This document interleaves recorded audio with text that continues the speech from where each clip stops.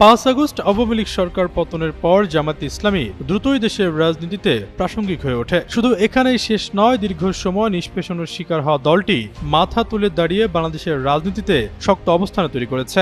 স্থানীয় সূত্রগুলো বলছে, জামায়াত এখন বাংলাদেশের ক্ষমতাধারী গোষ্ঠীর একটি হয়ে উঠেছে।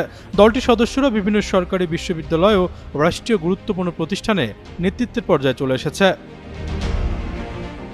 এদিকে আসন্ন নির্বাচনে জোটবদ্ধ হতে দীর্ঘদিনের রাজনৈতিক মিত্র বিএনপিকে ছেড়ে ছাত্রদের নতুন দল এনসিপির সঙ্গে জামাতের সমঝোতার গুঞ্জন রয়েছে।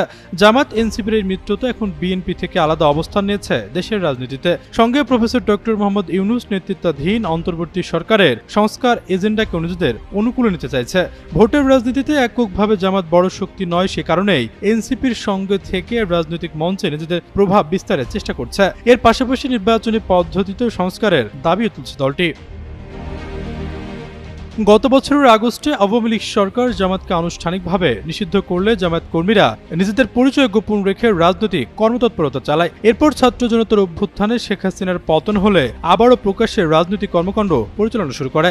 স্থানীয় পর্যায়ে দলটি ধর্মীয় ও সামাজিকভাবে শক্তিশালী নেটওয়ার্ক গড়ে তুলেছে।